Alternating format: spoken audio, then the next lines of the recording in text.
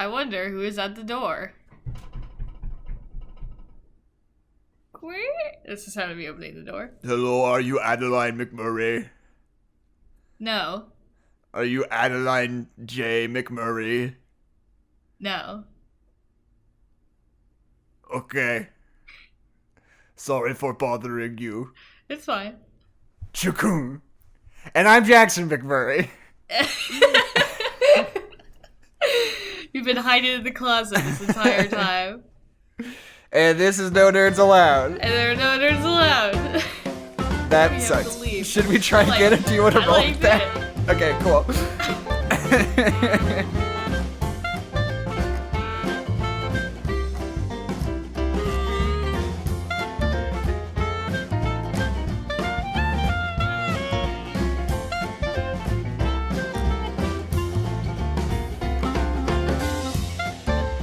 I was gonna do a goof where it's like, sorry about stepping on your dog. But I didn't do it, so. I'm just really tired of society as a whole having such sequelitis and like hating the sequels of everything. Cause like Terminator 2, it's a great time. Yeah, I mean everybody agrees on that, Adelaide. Okay. I don't know. Everybody loves Terminator 2. Okay. I would argue that it is perhaps even more well received than the original. Well, good. I'm glad. Yeah. I have to watch Terminator 2 again. Because this time I watched it, I was like super duper into Terminator 1. Which I have not ever been previously. So now I just gotta see how Terminator 2 stacks up against it. I'm the same amount of into it as I've always been, which is like a yeah. Okay. But not like a yeah, just like a yeah. Let me tell you what I think it was. Okay. This viewing, rather than like just having it on TV and kind of being on my phone and like doing my thing, I like put it up on my TV in the dark in a focused room, and I sat down with my notepad. And I just like watched it. I gave myself the complete and immersive viewing experience. And I was like, yeah, fuck yeah, this movie. So what you're saying is that when you actually watched the movie, yeah, you liked it. I mean, it wasn't good enough to just like engross me and suck me in and take me out of my doing my thing, half on my phone state, but. Because you're a millennial. If I was choosing to not be in my doing other things, half in my phone state, then it fucking rules. And now that I know that it fucking rules, I have a better appreciation for it next time I watch it, when I inevitably will be in a half on my phone state. Does that make sense? Sure. You lost me halfway through that, but for the love of God, please do not repeat yourself. Terminator feels like a Thanksgiving-y movie to me. Why? I don't know. This is our first episode post-Halloween. Yeah, I mean, we've got the post-mortem blues. For some reason, I mean, look, partially probably because all Terminator movies typically come out in November. You're right. They're a winter release kind of deal. Yeah, every November it's Frozen and also Terminator. Yeah, every November. Every single November. Going back all the way to Jesus times. So I think maybe it's just that association. We're watching this today because the new Terminator is about to come out, and we are hungry for clicks. And I feel like I'm hungry. I've got a hunger that only clicks can satisfy. If you clicked, thank you. Do it again, please. Open another window on your web browser and just continue to watch. Just click on the video itself and pick open in new tab like a whole bunch of times. Yeah. And then we'll get those sweet clicks. I mean, honestly, if you just want to click on your screen multiple times, I won't say no. You'll be pausing and unpausing the podcast, but like, you do you, man. We get those clicks. No, I don't want those clicks. Those aren't the You kind don't of want clicks those I clicks? want. No. Didn't realize you were a click snob. No, I mean, I feel like your standards are just too low on the clicks. Some people's clicks just aren't good enough for you, huh, Jackson? Does this joke land suck? I don't think so. Okay, so in that case, what do you say we talk about the movie? Sure. I'm sorry, I've had a long week of school. I had a group project that I had to do, which actually went well, but like, group projects. Can I get some relatable high school content? Group projects, am I right, teens? So we've I was about to say talked and spoken, and I almost said token. We have spoken at length about the idea of opening credits. We were very high, as a result of toking. What are your thoughts on the opening credits of this movie? I just had to remember what toking was, so give me a minute. Yeah, it's taking a to pull. realize that I'm not cool. It's taking a pull off a doobie. You're losing me. You know when you have a doobie and you breathe it? You breathe it? You breathe in it. When you put it in your mouth and you suck on it? Do you breathe into it? Do you go... No, you do that afterwards. Oh, okay. And then what do you do? Okay, so imagine this. Yeah. Weed. You can, like, picture it, right? Like, picture some weed. Yeah, it's, like, blue. It's really fluffy. Typically, you put it inside of... I mean, not typically. You can. You can put it inside of a cigarette. Myself? Oh. Or a little ceramic bowl with a hole in it. I got a bowl here, just any bowl. And then, you can put it in a bong. Does it need to be microwave safe, the bowl? No, it doesn't have to be Microsoft safe. But what if I put it in the microwave and it's got weed in it? Then what do I do? Well, typically, so here's the thing that a lot of people don't realize is that actually for a better weed experience, you don't want to put it in the microwave. Oh, see, that's what I've been doing. Yeah, no, that's a mistake that a lot of people make. So typically, whatever fire you're gonna put to it, you're gonna have some fire and you're gonna set the weed on fire. So the oven is yes. The oven's good. Potentially, yes. Okay. As long as you're doing it right. Oh, I'm not. Well, then no, then it's not right. Okay. Hey, Adeline, does this joke land? Suck?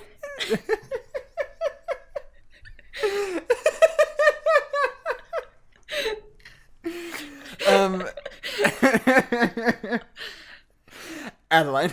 Yes. Opening credits of Terminator. I don't remember them. Okay. Oh, I just said when they're in the future and it's like we will not have to fight for our future now, but in the present. Right. I think it's stupid. Yeah, no, I'm not into the words. Here's my biggest... Wait, hold on. Let me speak. I like the shot... Sorry. I like the shot of the tank, like, going over the human skulls. I think that's fun. But, like, honestly, all the times that we, like, see, like, the future and, like, how terrible it is, it just, like, loses me a little bit in how kind of silly it is. Right. And I don't know if that's just because it's the 80s or what, but, like, it always just loses me a little bit. Right. See, I think wholeheartedly we should not see the future in this movie at all. Oh, yeah, I absolutely agree with you. I think the movie would be a lot better. Because first of all, if we never see the future, it adds this element of uncertainty to the whole situation. Like, oh, what was it like? Here, hold on just 1 second. I'm looking at the opening. Oh yeah, this movie has like long opening credits that are just like the big blue letters that say the Terminator with credits going over them. That sounds. Well, hold on. That part reminds me of just like the THX logo that blasts your speakers out every time you put in a VHS. John. Yeah, it's got like that same like aesthetic of like really like corporate. I don't know. Like it doesn't. Well, yeah, it's fucking Skynet. But it's lame. It just makes me think like it's another logo before I get to watch Terminator. And if CinemaSins has taught me anything, it's that if you put logos before your movie, fuck you. Yeah, that's a bad thing to do. Which is such a weird opinion to have. Of course, they're going to put the logos before the movie. They made the people who made the movie. Yeah. Because they made the movie. They should start sitting for credits also, because those are also boring and don't add to the story in any way. Yeah, it's like, okay, so she's in Mexico and she's driving away, but then the movie got really weird. Like, I didn't get it. Like, the screen just went like black and all these words started going up the screen, and I was like, what happened to all the character development we just established? It's like the movie didn't even care. I was like, who are these people? I love the Terminator. I hate the ending, though. Oh, you mean when it turns out that she has to start living a solitary life? No, even after that, when there's just words for literally like 5 minutes. Like, who the fuck made that decision? And it's just like some fucking music? Like, what kind of corporate bullshit? John. I love the Terminator theme. I think it's so good. I see a lot of people attributing that theme to John Williams, which is bullshit. Okay. Because, I don't know, it just sucks that, like, everything that's good and from the 80s, everyone's just like, Williams. oh, it must be John Williams. He's the only composer in the world, apparently. Yeah, no, it's because he is. I don't know what you're talking about, Jack. How much time did you as a kid spend watching Dad play MechWarrior on the Super Nintendo? Probably a little bit less than you, but that might just be because I was born after you. Right. Because the soundtrack to this movie and the soundtrack to MechWarrior for the Super Nintendo are very similar. Gotcha. I found myself like having like weird flashbacks to that because it's just like... Do you remember that video game system that we had that was like a GameCube controller, but it looked like Darth Vader's head? Yeah. And you would plug it into the TV. Machines. Yeah. What was up with that? I remember being super into it. It just played a whole bunch of like Sega Genesis games, basically. Yeah, but they were all like Star Wars themed. Yeah, exactly. It ruled. We still have that somewhere. It doesn't work anymore. It probably... Well, I don't think we could plug it into our TV. It doesn't have an HDMI cable on it, does it? Yeah. No, it was just what's it called? The 3 cables. The Trinity. The triple threat. The shocker. The shocker.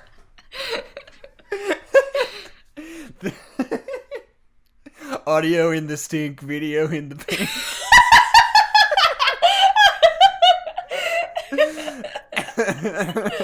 Well, that sucks. Oh, wait, backwards. Because audio has 2. Audio in the pink, video in the stink. Whatever. Anyway, Brad Fiedel wrote the music for Terminator and Terminator 2. And I just want to say that, like, the more traditional version of it that people can kind of hum along to is from Terminator 2 a lot more, because the soundtrack to Terminator 2 is a lot more straightforward and less weird than the original Terminator is. Is that John Williams? No, they're both the same guy. Brad Fiedel. But I think that's kind of by design, though. Because the first Terminator is kind of a weird movie in a lot of ways, just in terms of like what it's doing. And Terminator 2 is a lot more straightforward. And that's not a bad thing, that's just the way that it is. Yeah. And I think the score kind of reflects that. Because in Terminator, everything's in like these weird, inscrutable time signatures, and there's no like driving beat, and it's just like... Yeah. I love this.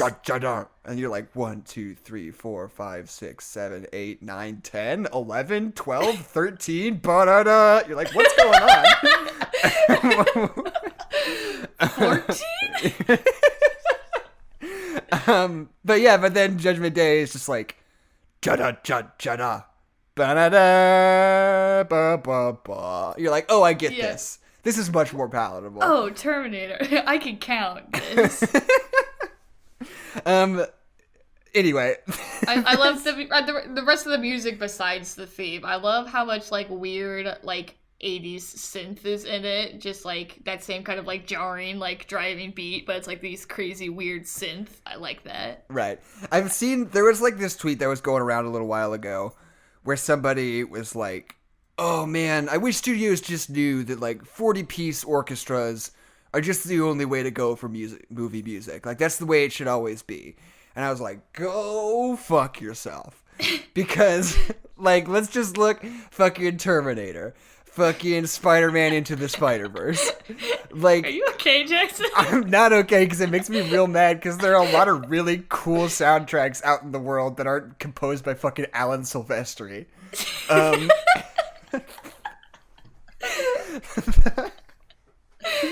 Thor Ragnarok is a good one. That's Mark Mothersbaugh. That motherfucker was in Devo. He knows what's up. Anyway, sorry. The Terminator. God, do you remember Devo? I do. They're a good band. Do you think Oingo Boingo and Devo ever did anything together? I don't know. They kind of operated in the same space. They were sort of the same. I've got a conspiracy theory. I think that Devo and Oingo Boingo are the same band, but one of them are clones, but they've forgotten which ones. So wait, does that mean that Mark Mothersbaugh and Danny Elfman are the same person? No, they're clones of the same person, but we don't know who is the clone of which. Oh, so they're all Django fed, is what you're saying? Yeah, exactly. Okay. Okay, fair. Yeah. Prove me wrong. I suppose I cannot. Yeah. I gotta say, this movie opens basically with fucking a nude Arnold Schwarzenegger. Hell yes. Just like fucking walking around, and you can kind of see his dick. Yeah, dog. Like, that's a big swing for 1984. Good one. But great goof. Except it's not really that big a swing because he has a pretty regular sized dick. Great goofs all around. I didn't necessarily mean for that to be a goof, but like for real though, it's just like this was at a time when you were basically not allowed to show a penis in a movie. Like even in an R-rated movie at this point, like up until like I don't remember when the rules actually changed, but it was like the late 90s. It was like if you showed a penis in your movie, it was like NC-17 no matter what. Like only female nudity was allowed. But this movie, I don't know, it's nebulous. You can like kind of maybe see a little bit of his dick. You can see like the dramatic lighting on the dick, but like for only a second when like the left leg is forward. You can see like the shadow of his dick on his leg, and you're like, okay. See, like a whisper of a dick. Remember that Batman comic they came out with a little while ago where they just full on showed Batman's whole dick? Yeah, dog. I've got it hung on my wall. That was the best thing that's ever happened, I think. I feel like people aren't talking about that enough. The fact that we've canonically seen Batman's penis. Well, it wasn't the canon one. It was like an alternate universe story. God fucking damn it wasn't. Yeah, it wasn't the 616 Batman dick. Oh, that's fine. He's an asshole. We can only hope. But okay, this leads me to my next question, though. Yeah. Why does the Terminator need a dick?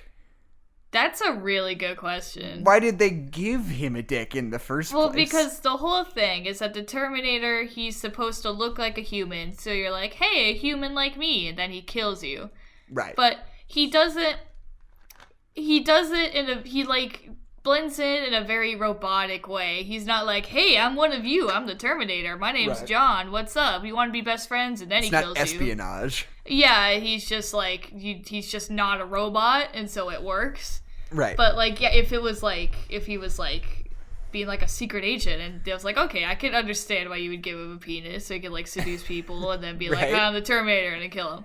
But he's just when he's just like the only reason that it works is like espionage, quote unquote, is because he doesn't look like a robot, and I guess penis having is a part of not being a robot, but like still. I mean, maybe he would need all I'm saying is who's trying to fuck the Terminator? Maybe he would need to blend in like a nude beach, or he would need to blend in at a strip club where he wouldn't necessarily have his dick out, but it would be really clear if he didn't have one. But if they didn't give the Terminator's penis, that would be immediately what they looked for, because then they could immediately tell who wasn't a Terminator, because they wouldn't have a penis. That's true. That's totally fair. It would be a dead giveaway if you knew where to look. Yeah. Be like, all right, everybody, drop your pants. And Terminator's going like, oh, damn it, I don't have a penis. I don't have a dick. They're gonna know I'm the Terminator. They're gonna know. They're all gonna laugh at me. But yeah, I don't know. I really admire this movie for doing that. You know, James Cameron has kind of a reputation as being like, I mean, not like anybody incredible, but just like a moderate feminist as a filmmaker. Because he has a lot of good female characters, and he just, I don't know, just seems to not give a fuck about like them being sexy or anything like that, and like Yeah. isn't opposed to male nudity. Not because it seems like he has any agenda or anything, just because that's like Just who his he is. sensibility. Yeah. Yeah, he's not trying to like make a point. He's just like, I want Arnold Schwarzenegger's dick to be in this movie, and everyone's like, Yeah. all right. You can't have its whole dick in the movie, but you can imply. You can make it so you can get the feel for his dick. Yeah, feel his dick. Okay. Here's Why my were people? biggest. Oh, go ahead. I wasn't alive in the 80s. Why Right. were people so afraid of punk rockers in the 80s? I know, it's so funny. And one of those guys is Bill Paxton, who gets to be like the main character in Titanic, like 10 years later. Which I think is so funny. Like, I guess, when did like punk as like a subgenre was like the 60s, right? Right. I mean, that was like the beginning of it. I mean, Yeah, in the that was, 70s like, was when it kind of new got wave. big. I think in the 70s it became like a thing, and people were like, oh, I'm afraid of these people because they're not regular. They're And then in the challenging my 80s ideas of normalcy. Exactly. And then in the 80s, it was like an established enough idea that people could be like, oh, these are the kinds of things we're afraid of, you know? It was still like, percolating in the rogue 70s. teenagers. Yeah. But I love these guys because they're not just like regular people, you know? No, they're caricatures.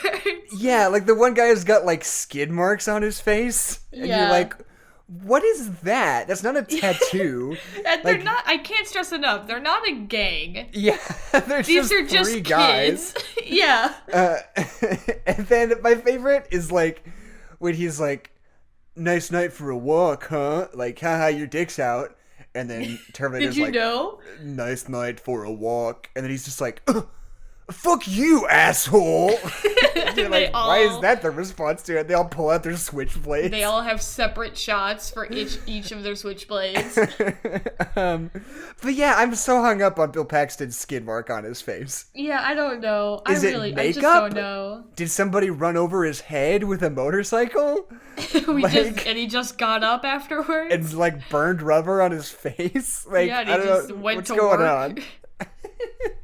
on. Anyway. I honestly think this is like the perfect role for Arnold Schwarzenegger. Like Oh, absolutely. like he doesn't need to like, it's not like a really like strenuous like acting job. Like he doesn't need to have like a lot of emotion. He just needs to be like super serious and just like mega muscly and intimidating, and he Right. does it so well. No, yeah. I mean, I think Arnold Schwarzenegger has like one of the most interesting acting careers in history. Oh yeah. Because like he was in Conan the Barbarian. That was like his big break. And he just has to play this big muscly European guy.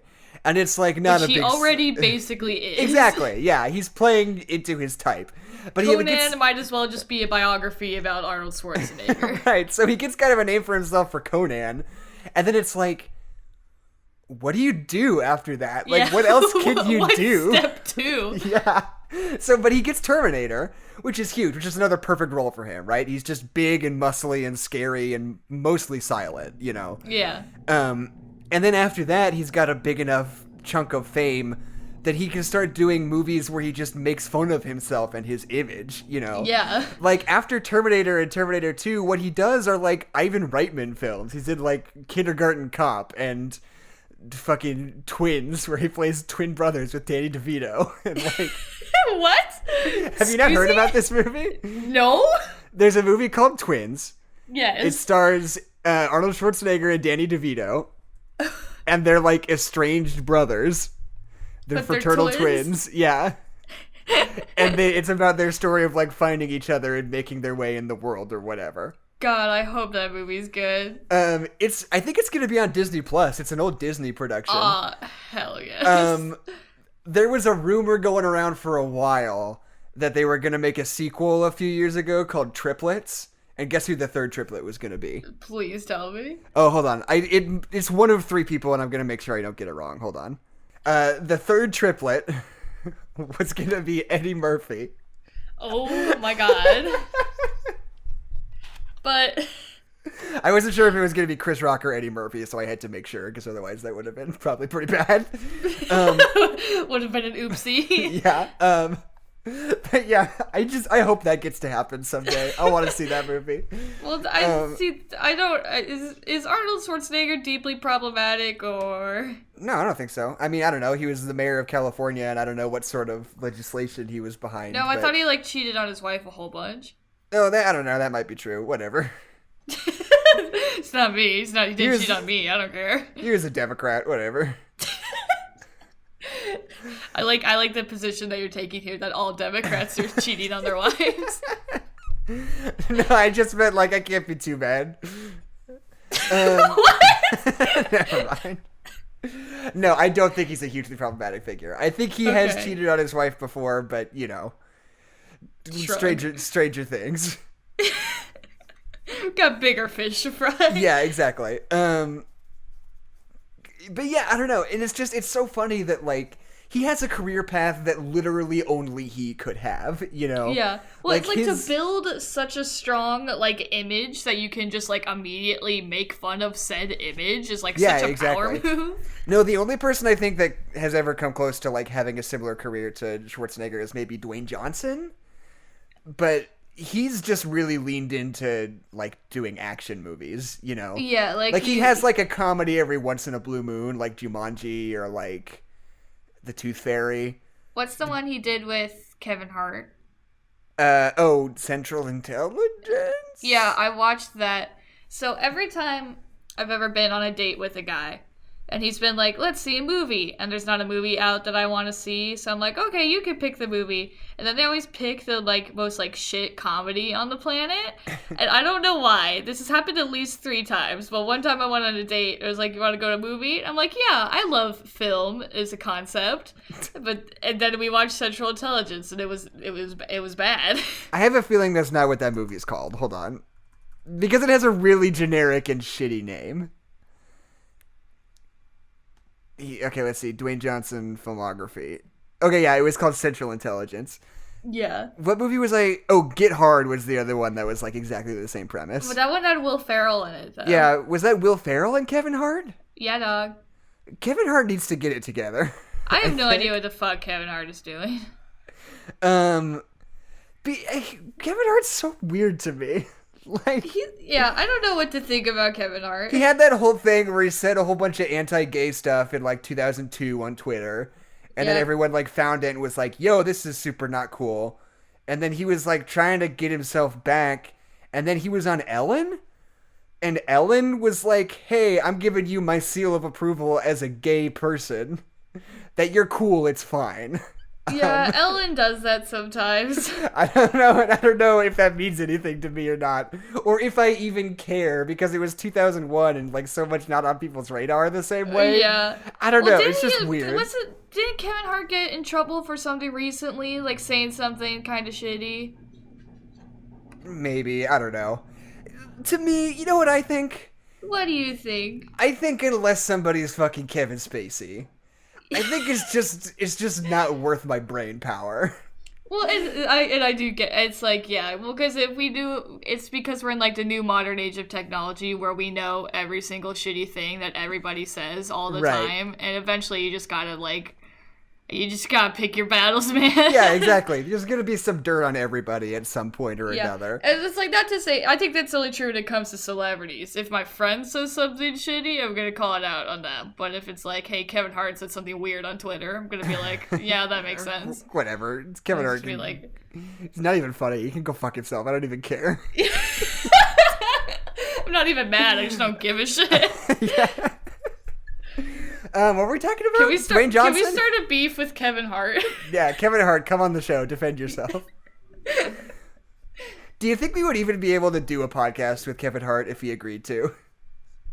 It would be bad. How do you think that would go? I wonder what movie he would want to talk about. I don't know. Like, do you think he would be like one of his movies he would want to talk about? Or he'd be like, let's do Jumanji Welcome to the Jungle. And we'd be like, oh... Yeah, and then we just only say good things about it. Yeah, because see, if we had Kevin Hart on the show, I wouldn't be able to have a bad opinion about anything. I don't think I would be able to talk to Kevin Hart just like as a person. I don't think I could have a conversation with the man. Yeah, I loved how funny you were in this movie, Kevin. Like, this is a weird thing. How long? How far along are we? 4 minutes? Cool. 4 minutes? 4.5? I think Dwayne is also very good in this great movie, Kevin. I think he does equally as good. No better, no worse. We should do Jumanji. That's a fun movie. So we should tweet at Kevin Hart. See, there's this weird thing, Evans, where it's like celebrities, where it's like not someone that you like really look up to or like really like, but you just like know that they're a celebrity. And like just the fact that I knew that he was famous probably means I couldn't have a regular human conversation with him, you know? Right, yeah. Because I was like, man, what do I even say to you? Like, hey, how was work yesterday? And it's like, well, he's not going to give me a regular human answer. He's going to give me some weird celebrity answer. But, like, imagine if you're just, like, at the bank. And, like, nobody else recognizes him. But he's just, like, in line behind you. And he starts a conversation with you. He's just then like... I could probably have a regular human conversation. Yeah, he's just like, banks, right? I'd be like, oh, yeah, dog. And then I walk up, okay, in my mind's eye, and then I walk up to the counter, and there's the nice lady teller, and I say, I don't have an account here, I'm just here for the free lollipops. And I take a lollipop, and I walk out of the bank. And then Kevin Hart comes up behind you and probably deposits a $40 million check. Yeah, into just his like account. $10 billion. Okay, the Terminator. Yeah. I love... Okay, let's see. What I think is actually really cool is that we have that shot of where Arnold Schwarzenegger comes to the present and he's really naked and he's like steamy, but he's just like, ooh, I'm here, I'm the Terminator. And then we move on to the next thing. And then we have Kyle come from the future into the present and he's just like totally incapacitated for like a full 2 minutes. Right. Like, he's I think like that's freaking out. Yeah, no, but I think that's so cool because it's like the Terminator is a robot man and he doesn't feel stuff. Right. But Kevin. I also think that, like, I was listening to somebody talk about this the other day, and they brought up the fact that Kyle is wearing that homeless man's pants the whole movie. Yeah. Does he steal that homeless man's pants? Is that what happens in that scene? Yeah, he does. Hey, Kyle? He's the only guy around, and he can't get arrested for having his dick out. That would compromise his mission. But he does, even though he puts pants on. I don't get why those police officers are so mad at him. Yeah, I know, that's a really good question. There are like multiple squad cars coming after him. Is he getting arrested for being naked? Is he being arrested for stealing that homeless man's pants? Is he being arrested for running away after he stole the homeless man's pants? But I feel like if you saw a homeless dude in an alley who was naked but is currently putting on pants, maybe you're like, hey, you can't be naked here, we're gonna come get you. But then if you started to chase him and he was like running away really fast, I cannot imagine you would be bothered to follow up on that. That would be like one police officer tops, and he doesn't care enough to ask the naked homeless man why he's running away. Right. I do gotta say though, homeless pants, trench coat with no shirt, and a big shotgun is a pretty good look. It's a good look. Okay, so we get to that scene where the Terminator goes into the gun store with the stupidest gun store owner on the planet. Oh, that's so good. Because he's just like, give me all of your best guns. And he's like, oh, this one's good for killing people. What are you doing with that gun? And then he gets shot. Right. And then we immediately cut to Kyle in the alleyway, shaving off the back of the shotgun.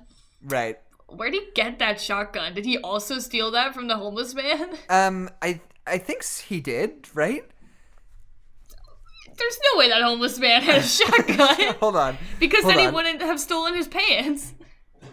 Well, you can steal a shotgun and a pair of pants from somebody. No, but I'm saying if you tried to steal the pants off of a man who had a shotgun, then you would have been shotgunned.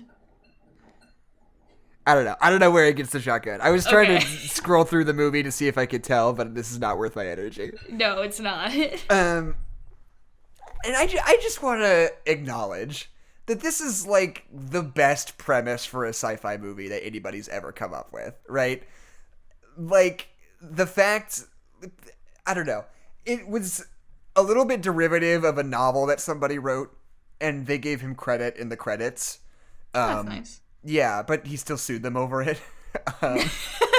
I mean, I get it. Like, he doesn't get any money from that. Yeah. But it's like, it wasn't like they were ripping him off. It was just like, oh, somebody, like the idea of like somebody coming back in time to like do something and like fathering the person who sent him back in time kind of was like the gist.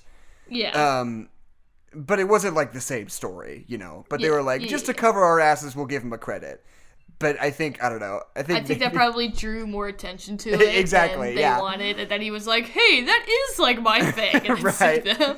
But like, first of all, like just the whole thing of like, they send a robot back in time to kill the person who would like be the mother of the leader of the revolution, but then also like this whole premise of like, he doesn't know where she is.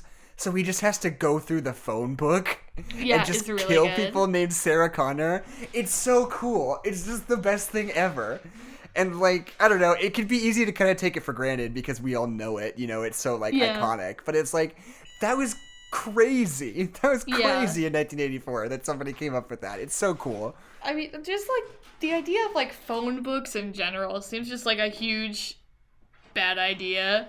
Like, there's just a list of people with their phone number and address and also their first and last name. Like, that's just a book that's, like, everywhere. Yeah. Like, I get that the internet exists, but I can at least, like, pretend that people couldn't find that information. When it's just, like, written in a book, there's no denying that anybody can know where you are and how to kill you. Well, I was thinking about that. I think it's interesting that, like, we've sort of moved away from phone books. I mean, obviously because the internet exists, so we don't want a big, thick book full of names around. But, like, just that in general, people are, like, gravitating away from that sort of public life, Because for a while it was like, oh, if I need to get a hold of somebody and I don't just know their phone number, because what the fuck, why would you ever just have somebody's phone number memorized? You can go to the book and you could say, oh, I met this guy named Jeremy in class and we got assigned to work, but we forgot to exchange phone numbers. Whoops. So I'll just look him up in the book and I'll get a hold of him that way. Like, and it's because that's what it was. It wasn't addresses. It was just phone numbers and names. Yeah. And then you can like use other resources to get addresses if you really need to. But I feel like people don't want that anymore. I feel like now it's at a point where it's like, oh, if I want to get a hold of somebody, I could just find them on Facebook or Instagram or whatever by just searching their name, and I can get a hold of them that way. And like, I don't know, for some reason it sort of skeeves you out in the modern day, but it's also like a perfectly reasonable thing to have. I don't know. It's weird. It's weird how culture has changed so much in the last like 20 years on people's attitudes towards that kind of thing. Well, I mean, I kind of already said, like, we've got the internet now, so it's like, I mean, all that information is still basically out there. Like, Facebook is like, do you want to put your address here? And I'm like, no, because no. And it's just, I don't know. I think it's just the physical book, and the fact that it's just, like, written down is what is, like, weird about it. It's just, like, it's a book, and it's in every single building in the world. And it just has your name and phone number in it. Like, that's just weird. Okay, I have a question for you. Yes, hello. As I'm watching this movie, I know this is a classic, but I have a lot of punch-up I would do on this movie. So here's, I'm not entirely sure if this would work in practice, so I'm going to consult you about it. Okay, because I'm the expert. Arnold Schwarzenegger is a mountain of a man, yes? Yeah. Much like Wreck-It Ralph. He's got a huge torso. He's a mountain of a man. Wreck-It Ralph live-action remake with Arnold Schwarzenegger. This is not a bad idea. Not what I'm choosing to talk about. I thought that was what you wanted to talk about. No. I just think it's funny that in that song in the end of Wreck-It Ralph, they describe him as a mountain of a man. Anyway. Jackson, do you know how long ago it was that we did the Wreck-It Ralph episode? I know. You know how long ago it was I started this thought? I need to wrap it up. Arnold Schwarzenegger's a big guy. He steals somebody's clothes. Do you think it would be effective and sort of funny, but also slightly uncanny and scary if he were wearing like tight, ill-fitting clothes for the next few minutes of the movie?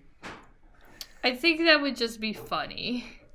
like he's just wearing like pants that are super tight and like a shirt with an exposed midriff that's like super tight across his chest. Yeah, Jackson, you are laughing as you describe it. It would be funny. I mean, it would be kind of a gag at first, but like I think if he continued to wear it and showed no sign of giving a shit, I think they would sort of become a little bit uncanny and unsettling after a little bit. Don't you think?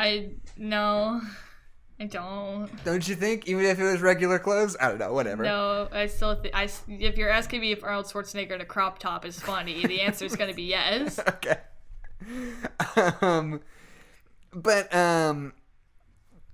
Yeah, and so this is about the time where he starts just showing up to Sarah Connors's and just fucking shooting him in the face at their door. It's like, what the fuck? Like, that's scary as shit. Yeah, like it's like we talked about so much about how Michael Myers, so I was like, man, I don't really find Michael Myers scary. And like the Terminator is like way scarier than Michael Myers is. Like in that like just like I just punched the table. Like in that what's the word I'm thinking Unrelenting. Unwavering, unrelenting, just like murder mode. Like I think that the Terminator is way scarier than Michael Myers is. Yeah.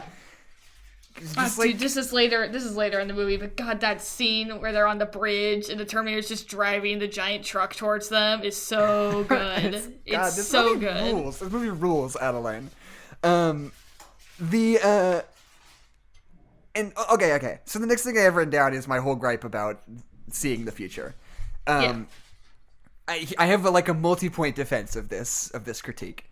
Okay. First of all, Sarah Connor is the protagonist of this story. Yes. Doesn't know the future. By all accounts, we should be more aligned with her than anybody else. Yeah. Well, showing us the future, it takes us out of her experience in a really drastic way. You know? Well, because we see the future. We know that, on some level, we know that the Terminator is the bad guy and that human guy is the good guy. So when they're in that scene in, like, the bar and, like, they're all there and, like, Sarah is, like, on her own until he, like, intervenes, like, I should have a fear that they're all bad until he attacks the Terminator. Yeah.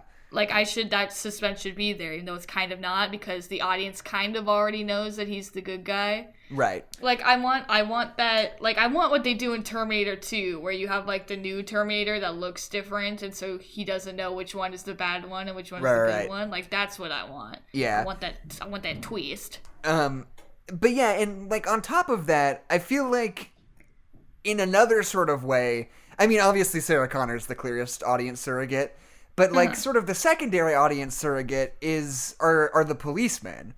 And because they don't know what's going on. Yeah, they don't know what's going on. And I feel like that whole sequence where they're, like, interrogating him in the room and they're like, oh, this guy's crazy, has little to no narrative effect because we know that he's telling us the truth. We saw the future with the skulls and the robots and such. And the robot skulls. So it's like, I don't know. I guess on the one hand, it's like a different kind of scene because of that. Like, you're just frustrated that they won't listen to him versus being sort of on their side. I think it would be cooler if there was a little bit of deniability to the whole thing, you know? Yeah. Like that moment where Sarah Connor's like, so you think he's crazy? You really think this is not true? And they're like, oh, of course it's not true. I want to feel something at that. I want to be like, oh, maybe it is just a thing. Like, I mean, I guess it could have been, you know? Yeah. I do like that the police psychiatrist in this isn't an asshole to him and like kind of like asks him like in canon questions. He's like, but if they only sent back one, what are they gonna do with you? Like, he seems like he's just like genuinely curious about what this guy's talking about. He's a cool guy. I like that character a lot. And I also think that like the way that what's the guy's name? What's the actor's name? Who plays Kyle Reese? Hold up.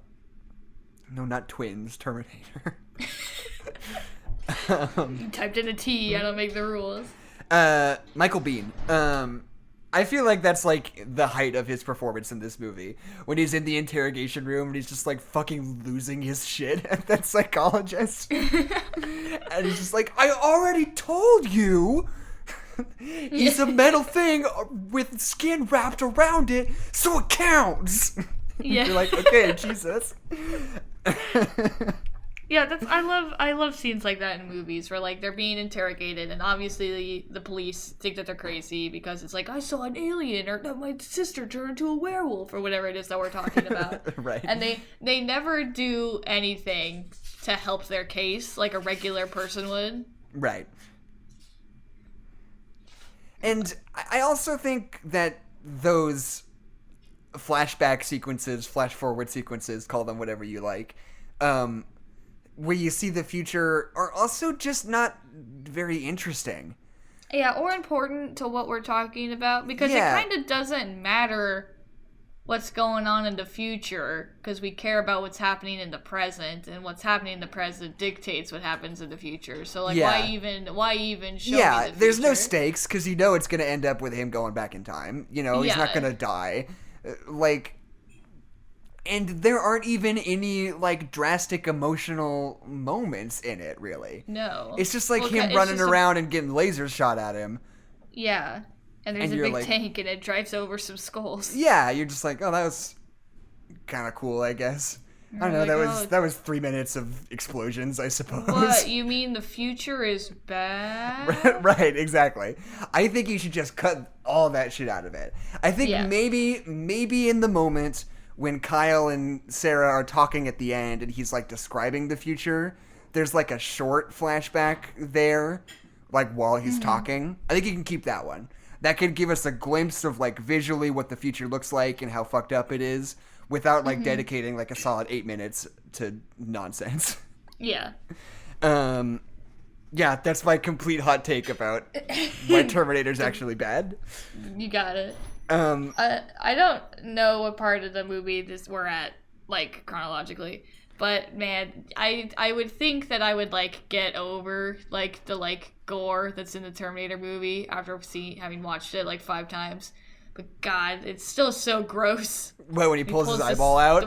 When he pulls the eyeball out and he pulls the skin off his arm, it's just so good. It's gross. I don't like it. I don't like it. But the next thing I've written down is that gag where what's-her-name's boyfriend calls, and he's like, oh, I'm gonna rip off your bra with my teeth or whatever, and she like plays a prank on him. You know, he's not being creepy because it's like his girlfriend. Yeah, because he thinks it's his girlfriend. Yeah, but she like plays a prank on him, and she's like, oh, who is this? And he's like, and then when Sarah gives the phone to her and he just like starts from the beginning like nothing happened, it's so good. And they like cut away after the first line. It's like a weirdly modern feeling joke. It's so funny. Yeah. And then the next thing I have written down is this is a Pugsley Stan account. Okay. Because I really like her lizard. Her lizard's great. I do like the lizard. Like, that's just like one of those like fun character things where it's like, also, she's got a lizard. I don't know. I just really like that. And there's that moment where she's like, oh, Pugsley, what am I going to do with you? And he's just like, yeah. It's so good. I wonder if they made him do that on purpose or if it was just a coincidence. I think it's just a lizard, and I don't think he liked her that much. Yeah, just opened his mouth and made a weird noise, like perfectly on cue. I was thinking about this the other day. Yes. I think Sarah Connor is just a really good name. It is. I think there's an art to like coming up with names and stories that stick in your brain and are memorable without feeling weird or unusual, or like, you know? Generic or like too like fantastical. Like Kyle Reese and Sarah Connor are both like great names because you know them. Like, you know, you remember them and you can say their full name. I think Stephen King is great at coming up with names. This is just why I was thinking about it the other day. Because like his stories, like in It, I know I've seen that movie a million times, but still, like I can name all of the kids and their like first and last names, you know? Jack Torrance and Wendy Torrance in The Shining. Like they're these names that don't feel ridiculous, but they still are unique enough that they stick in your brain and are like easily rememberable, you know? Yeah. I think they're a part of like early or immature storytelling has a lot to do with like your protagonist has to be special, but like in every like conceivable way. Like they can't just be special in what they're doing or what they like whatever, Right. like one individual part. Like every single part of them like has to be special and has to scream the fact that they're the protagonist. So right, I think, including their wacky name. yeah, exactly. So it's like, oh, I'm like, honestly, I think of like warrior cats. Like that's the kind of names that I think of. Is like, oh, Right. I'm laser fire windfang, and it's like just be like Joffrey Jeremy. Smith, and I'd Yeah. be like, oh, that's like regular but different. Right. I also think, like, I don't know, I feel like that sort of gag of having that girl who, like, always has her headphones in listening to music is such a weird, like, time capsule thing, you know? It is. Because, like, in, like, the early 80s, this was the first time that, like, portable music players were a thing. And, like, that, like, sort of archetype of person who's, like, always plugged into their thing and, like, rocking out at all times now that they have the fresh new ability to, is just, it's really interesting to me. It's a cool little, like, cultural time capsule that, like, that was, like, that was an observation that James Cameron made and was able to sort of riff on in this movie, you know? Also, there's that gag where somebody calls the answering machine, and the answering machine says, like, leave your name and number or whatever, because machines need love too, haha. And then, like, the Terminator, like, does something really fucked up, and you're like, oh. Yeah, then he like shoots the telephone or something. Yeah, exactly. Yeah, and then the next thing I wrote down is Terminator doesn't give a fuck. Yeah, because he doesn't. Yeah, he really, I truly doesn't give a like. fuck. I really like it. I don't know. There's something so scary about like cars to me that it's just like this giant, humongous metal thing that could just like basically take out anything, and they're just so regular that we're not really afraid of them. And it's like, I love how much this movie uses cars as like a weapon and as like a scary thing. Yeah. Like when they go to the police office and he's like trying to get back to like get to Sarah, and he's like no, and he just like comes back and he just drives his car through the front of the police station. It's like, oh, it's so good. And then again when they're says, I'll be back. Yeah. And then he's back, but this time he's in a car and he's driven. Why through is the front that of the most police famous station. line of this movie? I don't know. Like, Because in my head he's like on a helicopter. But that's not actually a thing that happens. I think my brain just thought it would be a cooler scene than it actually is. Right, yeah. What a weird phenomenon.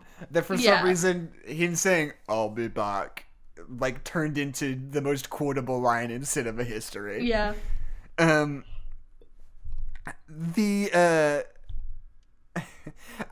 don't know. I think it's really good that they write a complicated line with Sarah Connor. Of having her be average and weak without her being, like, frail and pathetic, you know? Yeah. She's, like, just as weak and pathetic as any other regular person who has a job as a waitress would be. Yeah, exactly. You know? She's not, like, incompetent. It's just... Yeah. That's just what her life is like. Yeah. Exactly, yeah. Especially in stories like this, where it's, like, very much about a woman who is, like, a victim of things. It would just be so easy to make her be, like, I don't know, hysterical and incompetent and, I don't know, frail, you know? Yeah. But she's not, you know? I wouldn't describe her as tough, but she's, like, I don't know. She's just regular. Regular, like, she's just a person, yeah. I have a quick... Is Terminator pre or post Doom? That's a really good question. Hold on. Because, like, do you totally get the Doom vibes when he's, like, in the Terminator vision? Like, that's so Doom. I'm wondering if that's, like, what influenced what. Right. Okay, yeah, Doom is way after. Doom is 93. Okay, it makes a lot more sense that Doom would be influenced by Terminator, Yeah. but yeah. Anyway. I guess I sort of overestimated how old Doom was. Yeah, in my head, Doom was maybe around when the Big Bang happened. Right, I don't know why I think Doom is, like, the oldest video game ever made, but just in my head, it is. It was on MS-DOS. Well, that's probably why, because what the hell is an MS-DOS? It's an old computer. It was No, like I one of the know. first models of personal computers. No, I know what an Okay, MS-DOS is, but it's like something that's like completely not a thing anymore, that it Oh, just yeah. seems so old. Like, we had like Mario and stuff that like evolved into something else while the MS-DOS just like died. Yeah, So. no, totally. I mean, I don't know. MS-DOS turned into modern personal computers, but whatever. Well, yeah, but not like as a gaming system, you know No. what I mean? Yeah. I don't know. This movie has such a long-reaching grip on like sci-fi, you know. Oh, definitely. There are so many things. I mean, I already talked about it before, but that Mech Warrior game, there was a game we had on the Super Nintendo that our dad used to play all the time. All the time. And that movie is just like Terminator all the way down. Like the aesthetic of it, I don't know, it's about you being in like a big giant robot that could fly. Excuse me, I got the hiccups on my podcast, which is cool. It's about you just being in this giant robot and who can fly around and like shoot down planes or whatever. But like, And it's like military adjacent or something. yeah, but like the music and the design and like the menu setup and like the interface are like totally Terminator. And you know, and Doom also. I'm trying to think of other good examples of things that are just the Terminator. I don't know. It's interesting how unique it was at the time and how deeply it influenced like everything moving forward, you know? Yeah. Well, and it's like, it's just funny. It's like, it's weird growing up after a thing has like already influenced the culture. Because it's like, before I'd ever seen the Terminator movie, like I knew I had seen so much of the Terminator movie, you know, like without ever watching the movie, like I probably knew a lot of the stuff that went on in there. And it's like, if you asked me anything about the Terminator, I'd be like, I don't know, but like it's just in everything. So I'd probably seen so much of it. Right. You ever think about how like for most of history, people didn't have any idea what Batman was? Yeah. Isn't that weird? Yeah. Well, I just always think, it boggles my mind that like Superman still exists like as a character. Right. Like by all rights he should have like been forgotten as a character like in the like 90s like at most.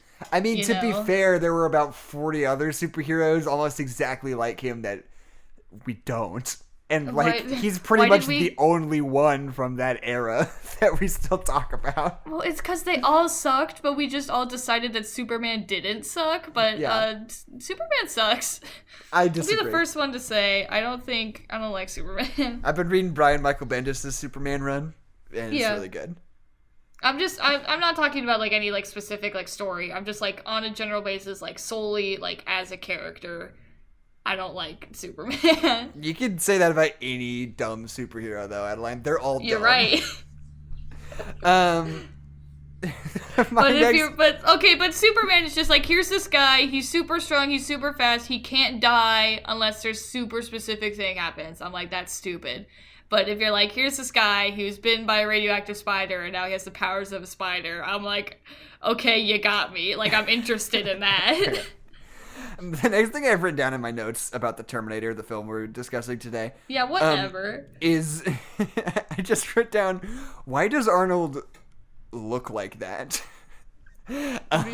Like in that sequence where after it's like the chase after they leave Tech Noir, where either Arnold has like some weird prosthetics on his face, or he's just pulling a really weird expression the whole time. But it like, do you know what I'm talking about? When they're in the car? When he's like chasing them down with the car? Yeah. And it's because he's got a massive prosthetic on his face because you start to see the Terminator skull under his face. Yeah. He's got a massive prosthetic on his face. Well, but you can't see the Terminator skull underneath him. I think they just like weirded out his face a little bit just to sort of plant the idea that like his skin isn't like fully attached. Because he gets hit by the car, remember? That's way later. Oh, what? I don't know what you're talking about. There's a bunch of car chases in this scene, right? And like one of the first ones after Tech Noir, where Kyle Reese kind of fucks him up a little bit, but then they run away. Oh, when they're in the police car. Okay. Gotcha. And then Terminator's chasing after them, and his face just looks weird. And because you can't like see the Terminator skull underneath his skin or whatever. Yeah. But it looks like they just put him in like an Arnold Schwarzenegger mask, just to sort of be like, this guy's weird and like his skin's kind of behaving oddly, And I think it's really interesting because it doesn't immediately pay off, It's just like a little detail that's like, why does he look like that? What's going on? And then later he like fucking peels his eyeball out. But like, I don't know. It's just such a cool little bit of, I don't know, foresight and planning that I think is very appreciated. Yeah. One of the things that I think is kind of cool about this movie too is that there's not really a B plot to it, Yeah, well, I think like, that's what they were trying to do with the future stuff that they showed you. Yeah. Like, that was supposed to kind of be a B plot, but they didn't really set one up at all. I would argue if anything is a B plot, it's like the police officers. Probably, yeah. But that sort of becomes part of the A plot very quickly. Yeah. We're almost never like cutting between different things, besides like the Terminator and Sarah Connor and Kyle. And I don't know, it's just such a streamlined movie, and I'm hardly the first person to say this. That's what everybody says about Terminator. It's like, oh, it's so cool because it's so short and so succinct and all these things, except for the future sequences. Yeah, everyone is always going on and on and on about how trim Terminator is, but it's like, I think there's about 8 whole minutes you could just cut out and it would make it better. Anyway, just put them right in the toilet. But still though, it's admirable how just cut to the bone this movie is,